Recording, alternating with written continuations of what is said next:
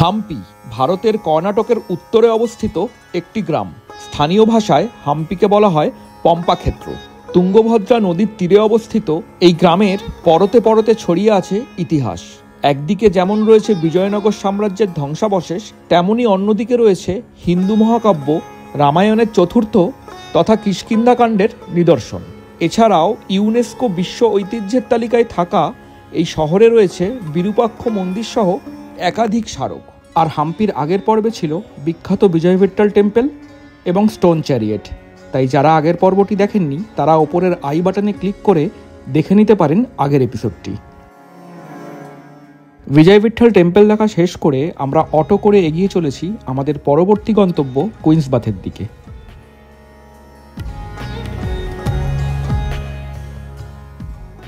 কমলাপুরা Hampi road থেকে royal সেন্টারে প্রবেশ করলে প্রথম ধ্বংসপ্রাপ্ত স্ট্রাকচারটিই হল কুইন্সবাথ। 1534 খ্রিস্টাব্দে তৈরি এই স্ট্রাকচারটির নাম কুইন্সবাথ বা রানীর স্নানাগার হলেও এটি ছিল রাজা এবং রানীর একান্ত রাজকীয় আনন্দের জায়গা। এখানে একটা এলিফ্যান্ট স্টেবল রয়েছে, যেটা আমি একটু পর আপনাদের দেখাবো। তো সেখান থেকেই রাজা এবং রানী হাতিতে চেপে এখানে আসতেন সুইমিং করতে। আর এই সুইমিং পুলের চারিদিকে করা রয়েছে একটা পরীক্ষা।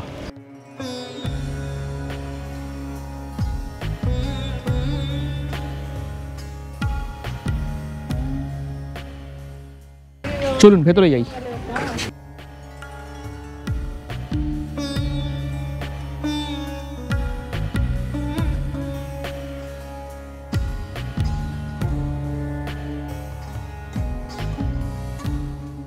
ভেতরে ঠিক মধ্যিখানে রয়েছে একটি বড় জলাশয়, যদিও জল নেই এখন তাতে।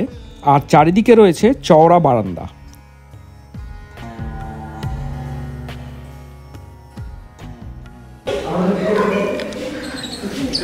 বাইরে যে পরীক্ষাটা রয়েছে, যেটা একটু আগে আপনাদের দেখালাম, ওটা যখন বৃষ্টির জলে পরিপূর্ণ হতো তখন সেটা এই নালি দিয়ে এসে পড়তো এর মধ্যে, আর এটা কিন্তু জলে পরিপূর্ণ হয়ে যেত।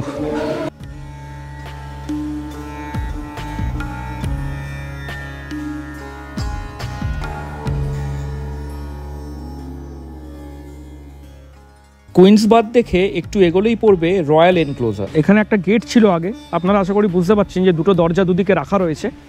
এই দরজাটা আগে দাঁড় করানো ছিল, বাট ভেঙে যাওয়াতে এখন দরজা দুটোকে এইখানে এনে রাখা হয়েছে। চলুন দরজার ভেতর দিয়ে আমরা ভেতরে যাই। রয়্যাল এনক্লোজারের ভেতরে যেতে যেতে হাম্পির ইতিহাসটা একটু ছোট করে বলে রাখি আপনাদের। 14 শতকের গোড়ার দিকে যখন কাম্পিলি রাজারা ক্ষমতায় অধিষ্ঠিত হয় তখন হাম্পি প্রসিদ্ধি লাভ করে। 1327 সালে রাজ্যটি মোহাম্মদ বিন তুগলক আক্রমণ করেন এবং দুই ভাই বুক্কা ও হরিহরকে আরও হাজার হাজার লোকের সাথে বন্দি করে নিয়ে যান। কোনোভাবে এই দুই ভাই বন্দিদশা থেকে পালিয়ে কাম্পিলিতে ফিরে আসেন এবং নিজস্ব একটি রাজ্য স্থাপন করেন। এইভাবেই 1336 সালে সুঙ্গামা রাজবংশের হরিহর এবং বুক্কার হাত ধরে প্রতিষ্ঠিত হয় বিজয়নগর সাম্রাজ্য। এর প্রায় 200 বছর পর 16 শতকের গোড়ার দিকে রাজা কৃষ্ণদেবরায়ের পৃষ্ঠপোষকতায় হাম্পির বেশ কয়েকটি বিশিষ্ট মন্দির এবং স্থাপত্য নির্মিত হয়। তার মৃত্যুর পর বিজয়নগর রাজ্যের পতন শুরু হয় এবং 1800 দশকে পুনরায় হাম্পি নামে পরিচিত হয়। সিঁড়ি ছাড়াও কিন্তু একটা স্লোপিং করা আছে ওঠবার সুবিধার জন্য, বাট আমি সিঁড়ি দিয়েই ওঠাটা পছন্দ করছি বেশি এই মুহূর্তে। এই রয়্যাল এনক্লোজারই ছিল হাম্পির বিজয়নগর সাম্রাজ্যের ক্ষমতার কেন্দ্র। দরবার হল, প্ল্যাটফর্ম, ট্যাঙ্ক, ভূগর্ভস্থ চেম্বার সহ প্রায় 45টির মতো ভবন ছিল এখানে, যার অধিকাংশই আজ ধ্বংসস্তূপে পরিণত। রয়্যাল এনক্লোজারের ভেতরে ঢুকতেই প্রথমে যে কাঠামোটি রয়েছে তার নাম হলো মহানবমী ডিব্বা। আমার পিছনে যে স্থাপত্যটা দেখছেন এটাই হলো আগেকার দিনে রাজার দরবার। রাজা এখানে বসতো এবং নবরাত্রি এবং দশেরার দিনকে এখানে ডান্স প্রোগ্রাম হতো। আর এই ডান্স প্রোগ্রাম শেষ হওয়ার পরে মিছিল করে যাওয়া হতো বিরূপাক্ষ টেম্পেলে। এখানে আসলে আপনার মনে হবে যে আপনি যেন এসে পড়েছেন কোনো এক ওপেন এয়ার মিউজিয়ামে। এর ওপরটা আগে চন্দন কাঠের স্থাপত্য ছিল, বাট হিন্দু মুসলমান যখন রাইট হয় তখন কিন্তু এই চন্দন কাঠের স্থাপত্যটা ভেঙে গুঁড়িয়ে দেওয়া হয়। 1513 খ্রিস্টাব্দে রাজা কৃষ্ণদেব রায় বর্তমান উড়িষ্যার উদয়গিরি রাজ্য জয় করার পর স্মারক হিসেবে নির্মাণ করেছিলেন এই স্থাপত্যটি। প্রায় 11,000 বর্গমিটার জুড়ে বিস্তৃত এই স্থাপত্যটির উচ্চতা প্রায় 55 ফুট। কন্নড় ভাষায় ডিব্বা মানে ঢিবি। একসময় এই স্থাপত্যটি ঢিবির নিচে লুকিয়েছিল। পরে আর্কিওলজিক্যাল সার্ভে অফ ইন্ডিয়ার তরফ থেকে খনন কার্য চালিয়ে এটিকে উদ্ধার করা হয়। রাজার রাজত্বকালে নবরাত্রির দিন এখানে উৎসব পালন করা হতো বলে এই দুয়ে মিলে এর নামকরণ করা হয় মহানবমী ডিব্বা। এটাও কিন্তু হোয়াইট গ্রানাইটে তৈরি, আর এরও প্রতিটা পাথরে কিন্তু রয়েছে খোদাই করা বিভিন্ন রকম স্কাল্পচার।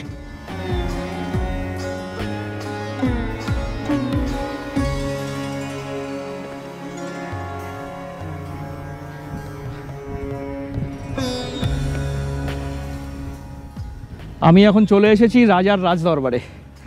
রাজা কিন্তু এইখানে যে চন্দন কাঠের সিংহাসন বা চন্দন কাঠের স্তম্ভ এইসব ছিল, রাজা কিন্তু এখানেই বসতো, আর নিচে যে ডান্স প্রোগ্রাম হতো সেটা দেখতো এবং এখান থেকে বকশিস দিত। তো নিজেকে কিন্তু আজকে সেরকমই রাজা রাজা মনে হচ্ছে।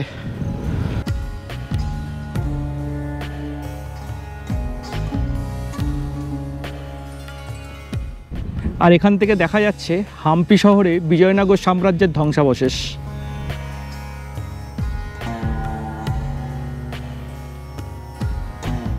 এই যে পাথরের লাইনটা দেখছেন, এটা ছিল আগেকার দিনের পাইপ লাইন।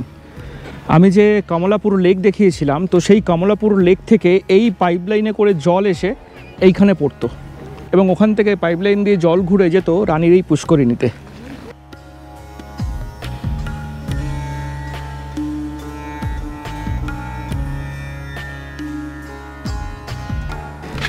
এটাই ছিল সেই জল যাওয়ার পাইপ লাইন।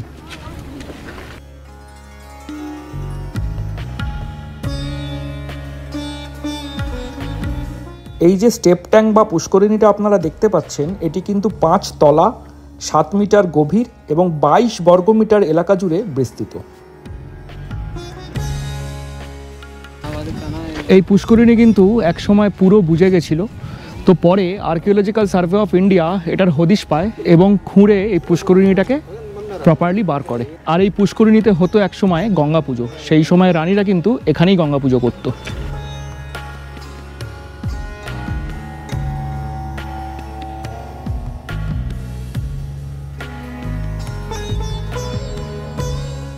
আর এই পাইপলাইনটা কিন্তু পুষ্করিণীর সাথে সাথে গেছে লোটাস মহল অবধি, যেটা আমি আপনাদেরকে আগে দেখাবো।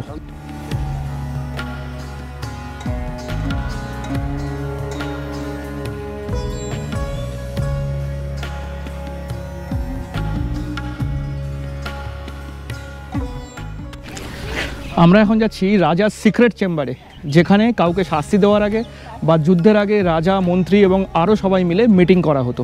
চলুন।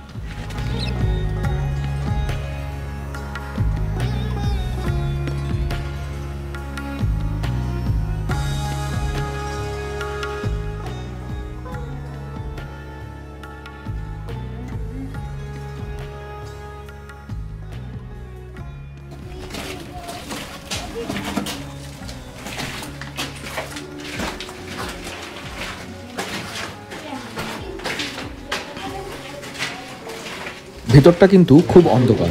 মোবাইল টর্চ জ্বালিয়ে তারপরেই কিন্তু ভেতরে ঢুকবেন এবং স্টেপিং করবেন খুব সাবধানে।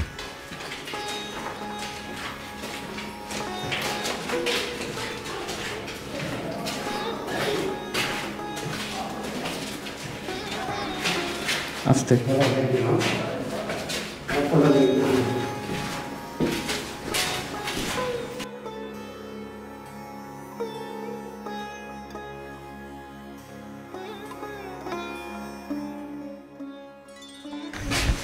আমরা এসে পৌঁছালাম রাজা কৃষ্ণদেব রায়ের সিক্রেট চেম্বারে। এটার ছাদ এখন নেই, ছাদটা বৃষ্টির কারণে বা কোনো কারণে ছাদটা ভেঙে পড়ে গেছে, তাই এটা এখন ওপেন। বাট এটা কিন্তু সম্পূর্ণভাবে মাটির নিচে। আমরা মাটির নিচে ওই সিঁড়ি দিয়ে আসলাম, আপনারা দেখতেই পেলেন।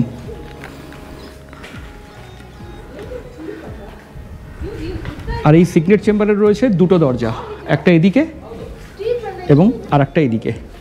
আমরা এই রাস্তাটা ধরে এসেছি আর আমরা বেরোবো এই রাস্তাটা ধরে।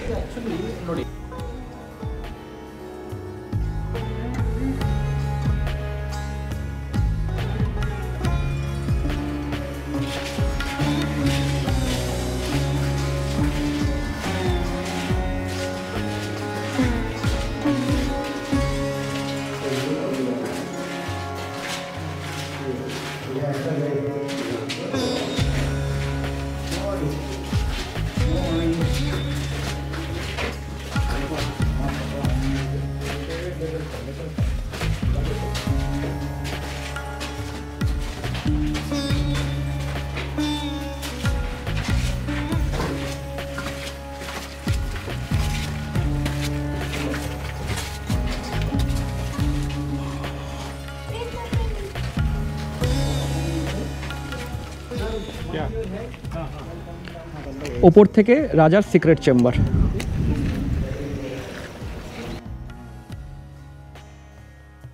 সিক্রেট চেম্বার দেখে আমরা চলে এসেছি এখন 100 পিলার্স মহলে। তো এই 100 পিলার্স মহল একসময় ছিল, আর এখানে সমস্তটা চন্দন কাঠের পিলার দেওয়া ছিল। যদিও এখন পিলার আর অবশিষ্ট নেই, বাট পিলারের হোলগুলো এখনও অবধি রয়েছে। আপনারা চারিদিকে তাকালেই বুঝতে পারবেন যে পিলারের হোলগুলো বোঝা যাচ্ছে। আর এখানে চলতো রাজার শাসন। কোনো অসাধু লোক বা কোনো দুষ্কৃতির যদি শাস্তি দেওয়ার হতো, তাহলে তার শাস্তির ডিসিশন হতো ওই সিক্রেট চেম্বারে, আর শাস্তিটা শোনানো হতো এইখানে এসে, এই 100 পিলার দরবারে। আর শাস্তিটা দেওয়া হতো ওইখানে, ওই গাছের নিচে। চলুন যাই ওখানে।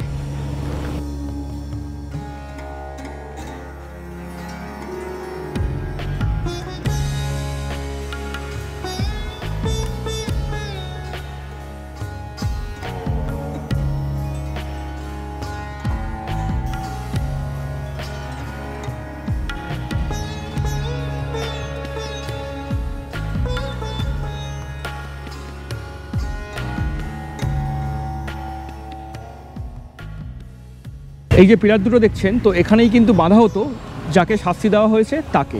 দুটো হাত দুদিকে বাঁধা হতো এবং চাবুক দিয়ে মারা হতো অথবা হাত কেটে দেওয়া হতো। আর যদি কাউকে শাস্তি হিসেবে মৃত্যুদণ্ড দেওয়া হতো, তাহলে তাকে শাস্তি দেওয়া হতো এইখানে।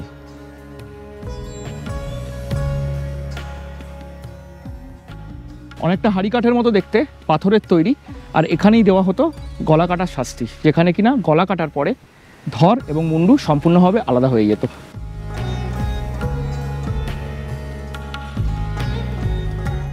আমরা এতক্ষণ যেসব স্থাপত্যগুলো দেখছিলাম, এগুলো কিন্তু মোটামুটি একই লোকালয়, সবটাই কিন্তু রয়্যাল সেন্টারের ভেতরে। আর এই রয়্যাল সেন্টার ঘুরতে কিন্তু সময় লেগে যাবে প্রায় 3 থেকে 4 ঘন্টা। তাই অবশ্যই হাতে কিন্তু বেশ খানিকটা সময় নিয়ে আসবেন এখানে।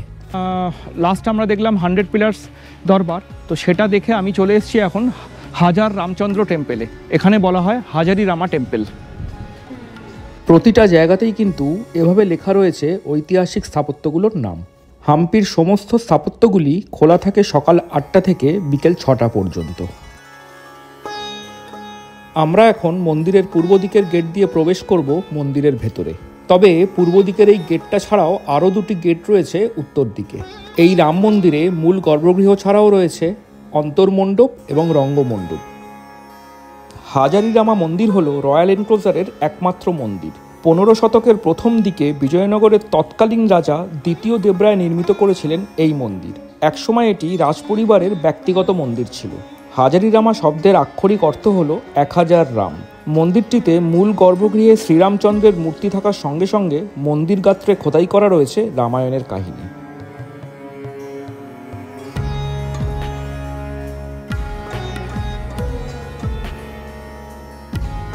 এখন আমরা যাচ্ছি মূল মন্দিরের গর্ভগৃহে।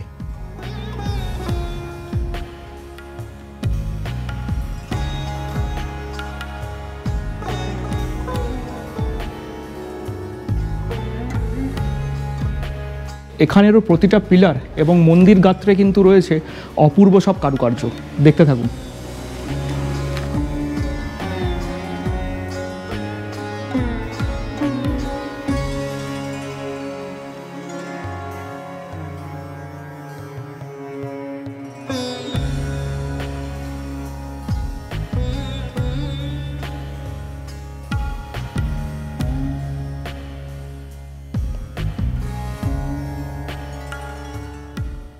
মন্দিরের দরজা বন্ধ, তালা মারা, তাই ভেতরের শ্রীরামচন্দ্রের মূর্তি দেখার সৌভাগ্য আজ আর হলো না।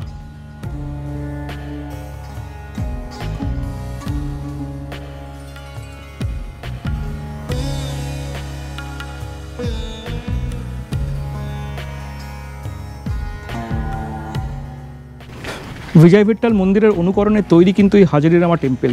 আপনারা লক্ষ্য করলে দেখবেন এখানেও প্রদীপ রাখার জায়গা, এখানেও সেই ব্যাঙ্গেল স্টাইলে করা ডিজাইন, আর রয়েছে বিভিন্ন সেই সময়কার মূর্তি।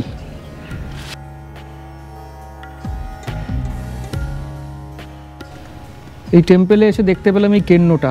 জীবনে এত বড় কেন্ন কিন্তু আমি দেখিনি। প্রায় 6 থেকে 8 ইঞ্চি হবে এই কেন্নটার সাইজ।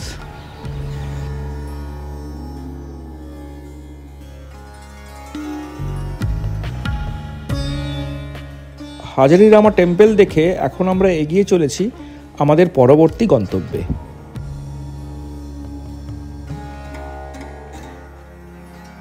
আমি এখন দাঁড়িয়ে রয়েছি লোটাস মহল এবং এলিফ্যান্ট স্টেবলের কাছে। আর এই লোটাস মহল থেকে কিন্তু রানী বেরিয়ে হাতিতে চড়ে যেত কুইন্স বাথে স্নান করতে।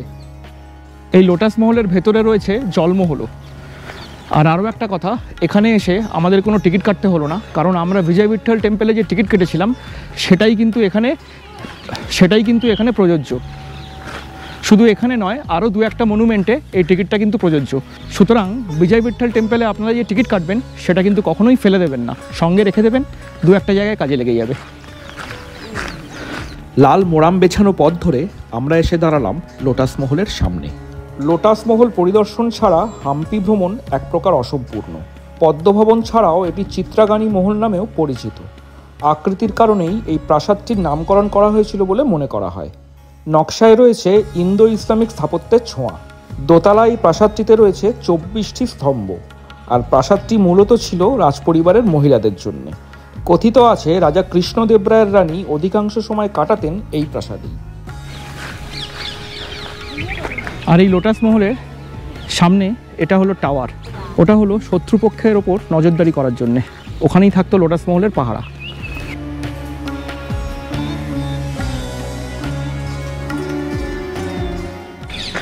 এদিকে রয়েছে পরশনাথ টেম্পল, এদিকে ওর একটা টেম্পল রয়েছে রঙ্গ টেম্পল। লোটাস মহলের ঠিক পাশেই রয়েছে হাতিশালা বা এলিফ্যান্ট স্টেবল।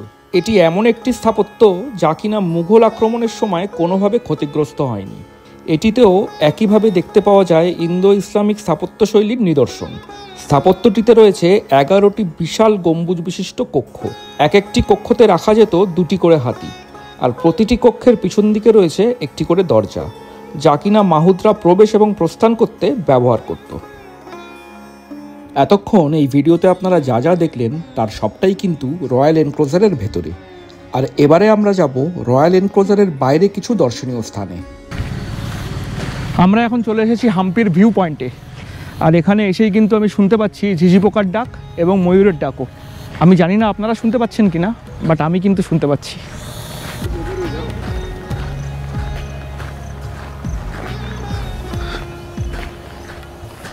সামনেই সিঁড়ি দেখা যাচ্ছে, আর সিঁড়ি বেয়েই আমাদের উঠতে হবে হাম্পির ভিউ পয়েন্ট বা ওয়াচ টাওয়ারে।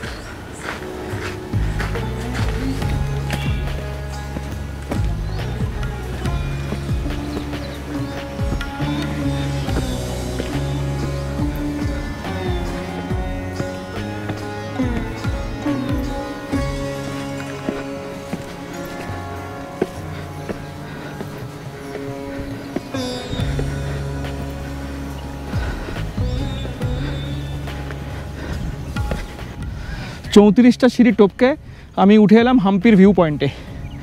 আর এখান থেকে পুরো হাম্পি শহরটাকে 360 ডিগ্রি ভিউতে কিন্তু দেখা যায়।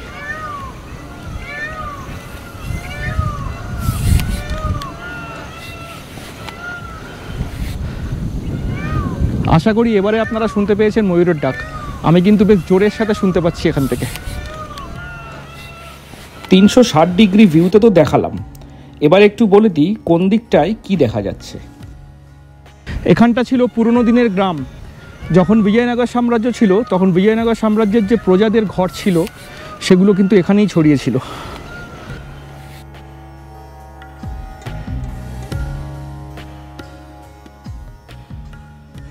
এটা হলো সেই সময়কার মসজিদ, আর এটা হলো পুরো মসজিদ কম্পাউন্ড।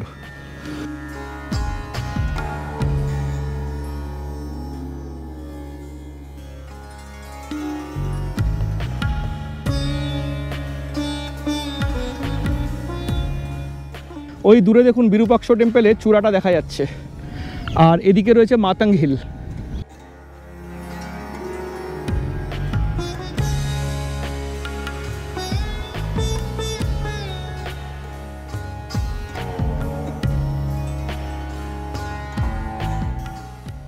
চলে এসেছি এখন আন্ডারগ্রাউন্ড শিব টেম্পলে।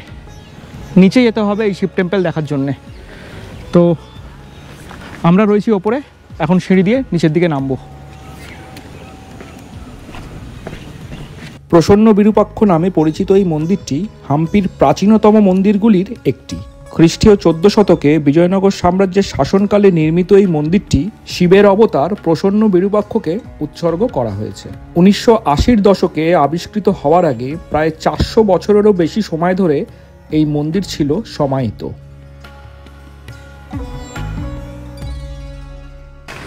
রাস্তা থেকে কিন্তু বেশ অনেকটাই নিচেই Shiva temple.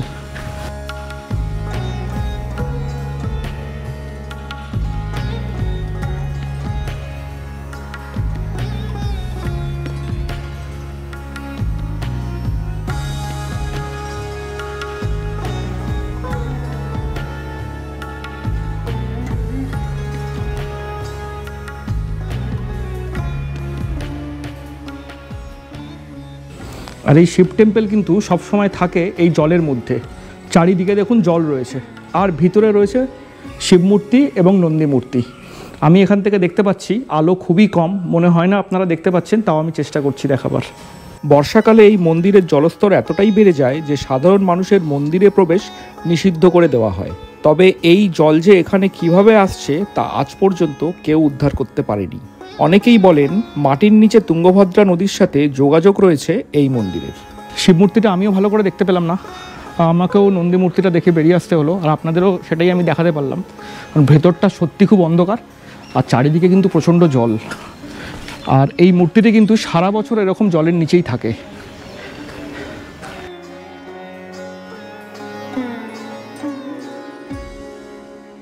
Underground Shiva temple দেখে রাস্তা দিয়ে পরবর্তী গন্তব্যে যেতে যেতে ড্রাইভার দাদা রাস্তায় অটো দাঁড় করিয়ে দিল।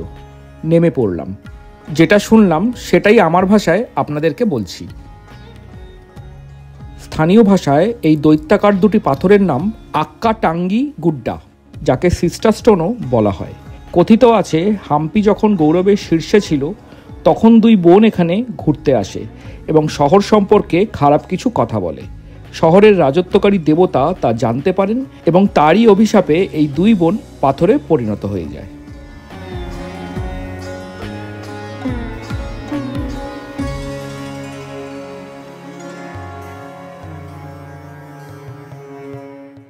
এই মুহূর্তে আমি রয়েছি হাম্পি শহরের প্রথম মন্দিরের কাছে।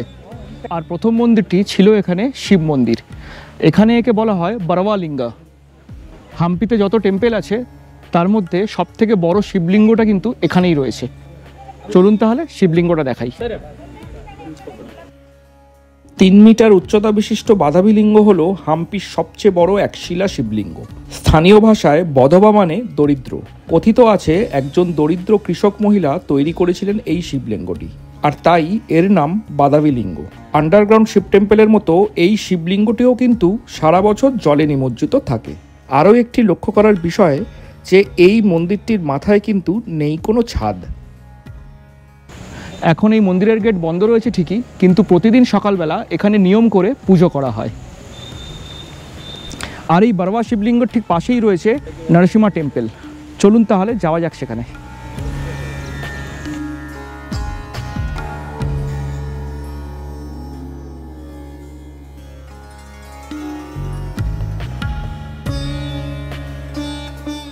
(1528 খ্রিস্টাব্দে বিজয়নগর সাম্রাজ্যের অন্যতম শ্রেষ্ঠ শাসক কৃষ্ণদেবরায় শাসনকালে তৈরি এই লক্ষ্মী নরসিংহ মূর্তিটি হল হাম্পির সবচেয়ে বড় মনোলিথ মূর্তি।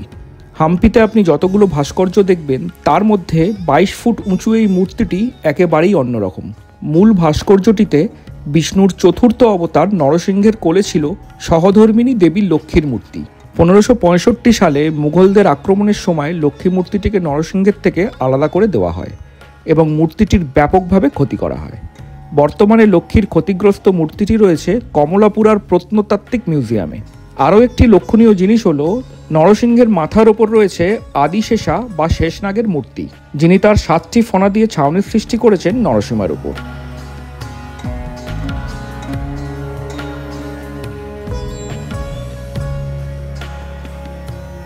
আবার আমরা অটো নিয়ে এগিয়ে চললাম পরবর্তী গন্তব্যে।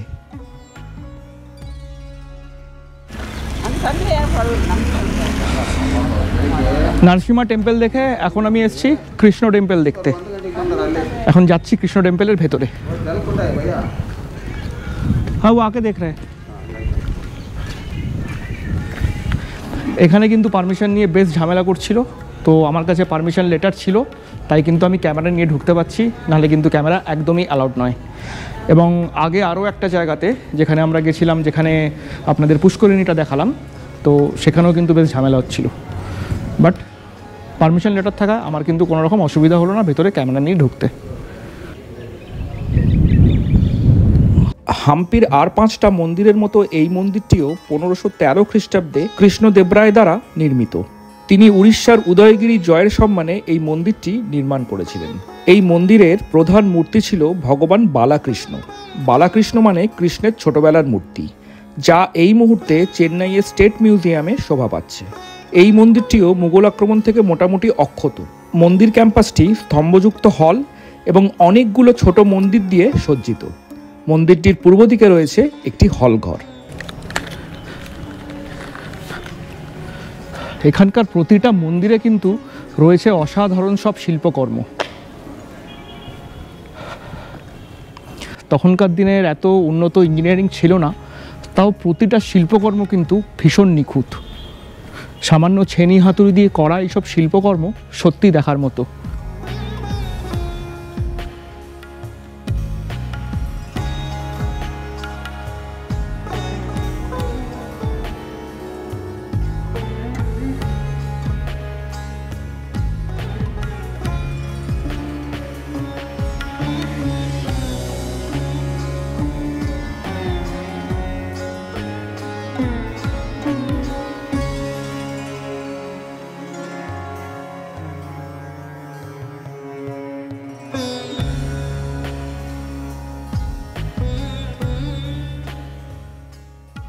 এইসব পুরনো মনুমেন্টের অনেক জায়গায় কিন্তু ভেঙে ধ্বংসস্তূপে পরিণত হয়ে গেছে, কিন্তু তাও যেটুকু এখানে অবশিষ্ট রয়েছে সেটুকু কিন্তু অকল্পনীয় সুন্দর, জাস্ট অসাধারণ।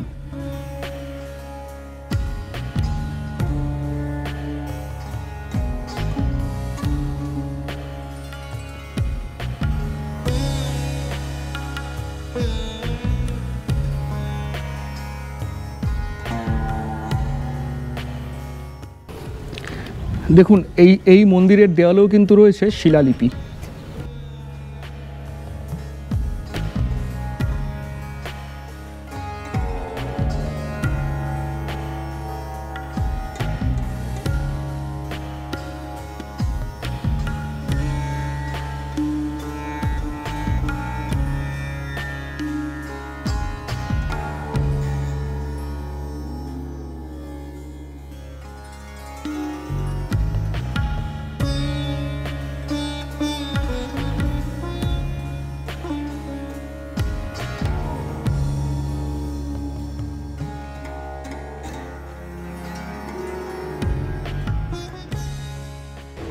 এটা হলো সেই সময়কার জলকুণ্ড।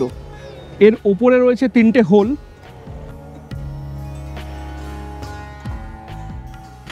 এই 3টে হোল দিয়ে ভেতরে জল ঢেলে দেওয়া হতো, আর জলটা থাকতো বরফ ঠান্ডা, মানে এটা কিন্তু কাজ করতো ফ্রিজারের। তাহলে দেখুন পুরোনো আমলের ফ্রিজ।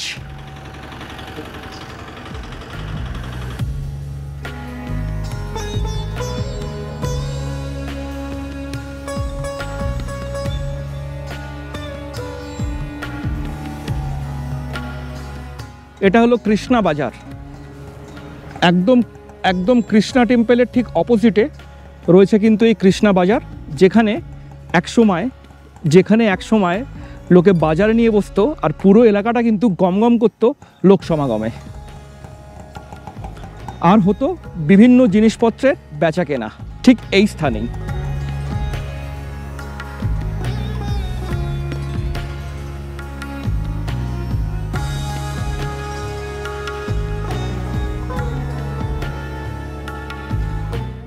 আমি এই মুহূর্তে রয়েছি হাম্পির কাদেলেকালু গণেশ টেম্পলে। আমার পিছনে যে টেম্পলটা দেখা যাচ্ছে এটাই হলো কাদেলেকালু গণেশ টেম্পল। সেই সময় যারা রয়্যাল ফ্যামিলি থেকে বিলং করতো তাদেরই কিন্তু একমাত্র অধিকার ছিল এই মন্দিরে এসে পুজো দেওয়ার। আর এই কাদেলেকালু গণেশের আগে রয়েছে আরও একটি গণেশ মন্দির, তো সেই গণেশ মন্দিরে পুজো দিত এখানকার প্রজারা। হাম্পিতে যে দুটো প্রধান গণেশ মন্দির রয়েছে তার মধ্যে এটি একটি। চলুন দেখা যাক তাহলে।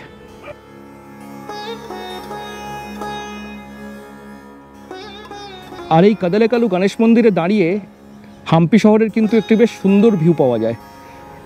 দেখুন ওই অনতি দূরে দেখা যাচ্ছে বিরূপাক্ষ মন্দিরের চূড়া।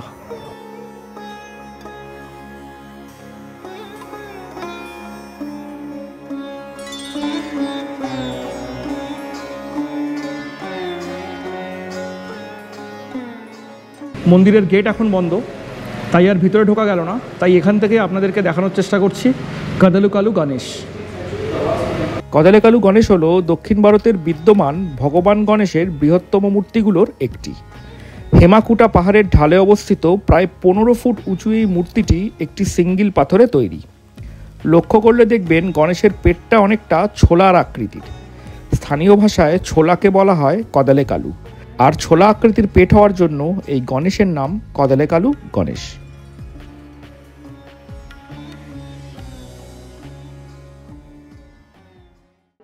আজকের হাম্পির ঘোরাঘুরি এই পর্যন্তই। এখন আমরা অটো নিয়ে ছুটে চললাম আমাদের হোটেলের দিকে। তবে আরও কিছু দর্শনীয় স্থান কিন্তু ঘোরা বাকি থেকে গেল, আর সেগুলো আমরা ঘুরবো আগামী পর্বে। আর আমার এই ভিডিওগুলো যদি আপনাদের ভালো লেগে থাকে তাহলে লাইক, শেয়ার এবং সাবস্ক্রাইব করতে ভুলবেন না, কিন্তু সঙ্গে থাকুন।